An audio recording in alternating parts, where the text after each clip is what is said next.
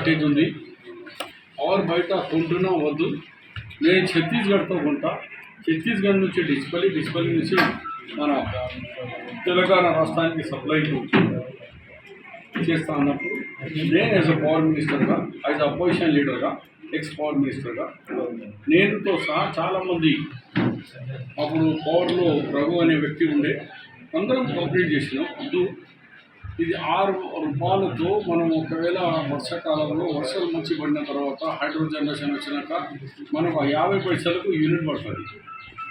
అట్లా పోయి నువ్వు 6 రూపాయలతో కొంటా ఉంటే రాష్ట్ర ప్రజలకు నష్టమవుతుంది.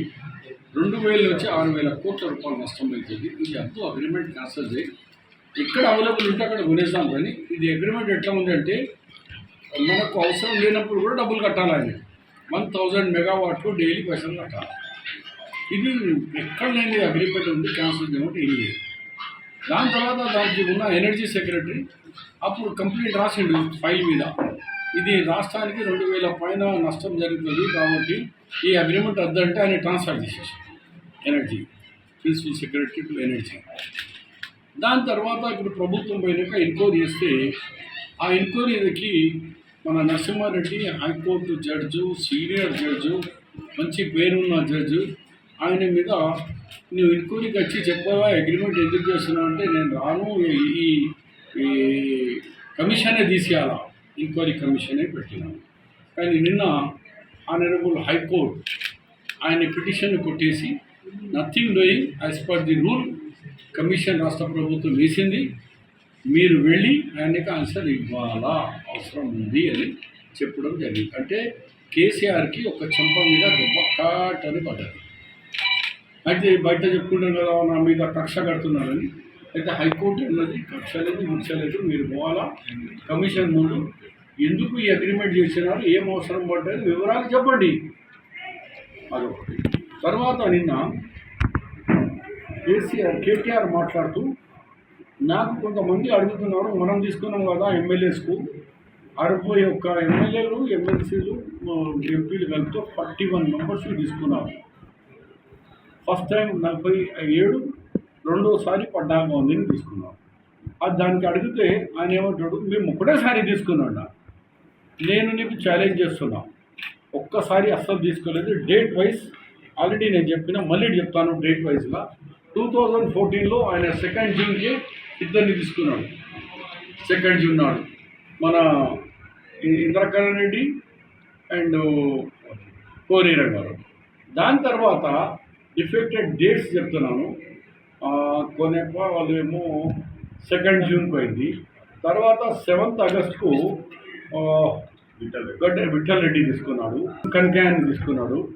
తర్వాత 1 సెప్టెంబర్ 2014కు Banoth Madan Lal, DS Reddy రాయక్,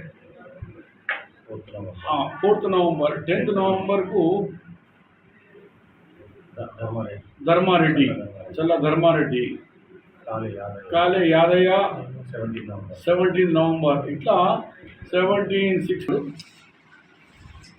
June 15th June నాడు తీసుకొచ్చి లాస్ట్ భాస్కర్ రావు, మన ఇతడు కూడా ఉన్నాడు ఎల్లారెడ్డి ఎమ్మెల్యే సురేందరు, ఈ లాస్ట్ బ్యాచ్లో తీసుకొచ్చి ఐఎన్సీ 15th జూన్, అంటే జూన్ నుంచి జూన్ 1 ఇయర్ వరకు 1 ఖర్చుకుంటా తీసుకొచ్చి తక్కని వాళ్ళను పార్టీలో చేర్చుకొని 2/3 మెజార్టీ వచ్చేసింది అని చెప్పారు.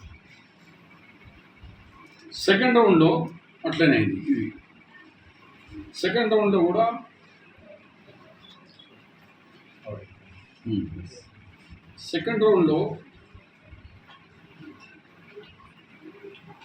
మార్చ్ 2కు 2 ఎమ్మెల్యే వచ్చారు. మార్చ్ 10 ఒకటి, మార్చ్ 11 ఒకటి, మార్చ్ 13 ఒకటి, మార్చ్ 14 ఒకటి, 15 ఒకటి, 18 ఒకటి, 20 ఒకటి, 27 ఒకటి, లాస్ట్ ఏప్రిల్ 22కు ఏమో లెంపుతుండే 60 పట్టుకరాని దొరికితే వానికి కాళ్ళు చేతులు నరికేస్తాం. తర్వాత తేలిందని తెలంగాణ అరెస్ట్ చేసి రాజు గారు పట్టుకుంటుంది.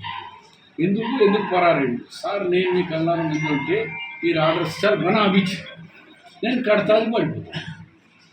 నేను 1 ఇయర్ వరకు ఆ దంగు, ఆ ఉసుకే, అది అన్నీ మిక్స్ కావాలా, దానికి 1 ఇయర్ టైం కావాలా, 1 ఇయర్ ఫరార్ అయిపోయా, మీకు అందుబాటులో రాలేదు, మీకు దొరికితే మీరు కట్టుమంటారు.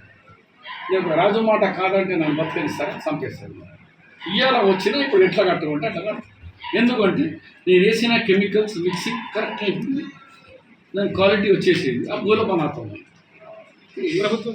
అట్లనే ఈ పనులు కూడా ఎయిర్పోర్ట్లు కానీ అది కానీ మోదీ గారికి తొందర ఎలక్షన్ ఉన్నది, ఆయన ఎలక్షనే పెట్టేస్తాడు, ఎలక్షన్లో స్పీచ్ ఇస్తాడు, అయిపోతుంది.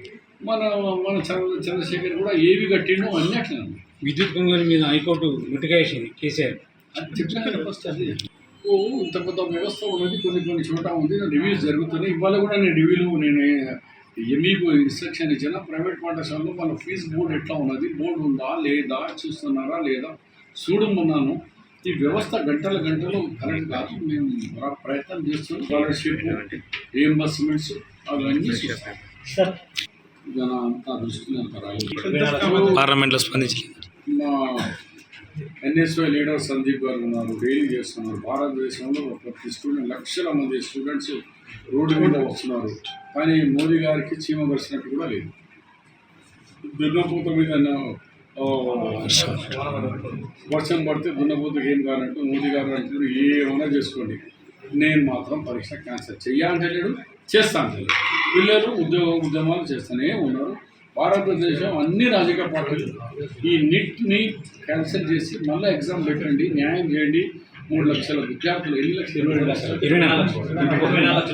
లక్షల విద్యార్థులకు న్యాయం చేయమంటే అది కూడా చేస్తున్నారు. మా గవర్నమెంట్, మా కాంగ్రెస్ పార్టీ మాత్రం నీట్ను క్యాన్సిల్ చేయాలా, మళ్ళీ రీ ఎగ్జామ్ కండక్ట్ చేయాలని మా పాలసీ. మరిన్ని వీడియోస్ కోసం ఛానల్ ని సబ్స్క్రైబ్ చేయండి, లేటెస్ట్ అప్డేట్స్ కోసం వాట్సాప్ ఛానల్ ని ఫాలో చేయండి, అండ్ లింక్ డిస్క్రిప్షన్ లో ఉంది.